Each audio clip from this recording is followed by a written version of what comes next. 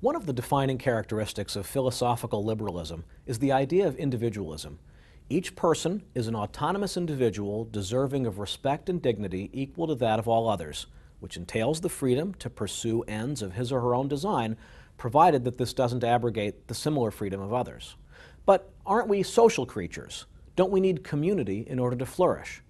And if the answer is yes, does that mean that individual rights are a big mistake?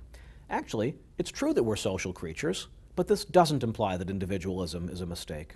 Karl Marx claimed that our identities are constituted entirely by our socioeconomic class, and that autonomy was an illusion.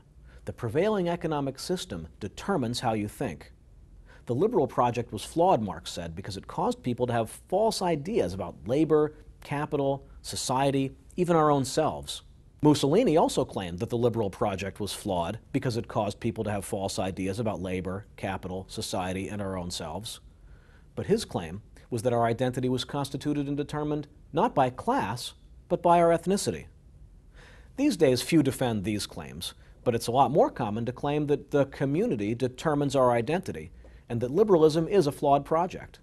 This is sometimes called the communitarian argument against liberal individualism. But what is the community?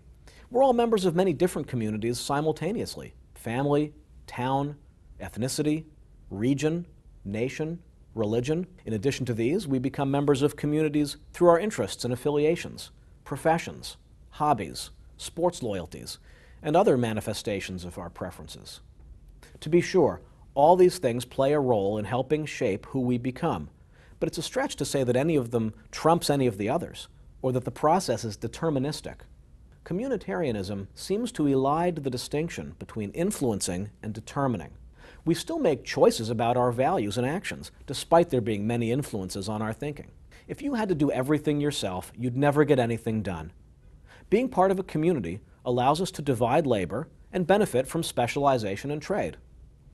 Besides the economic benefits of social living, we also need friendships and culture and entertainment.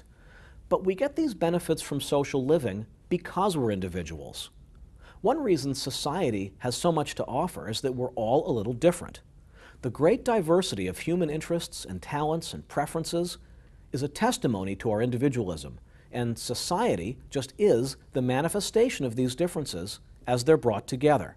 If everyone thought the same way and liked all the same things, society would be a much less interesting place. So the idea that to protect community, we need to stop thinking of people as autonomous individuals is getting it backwards.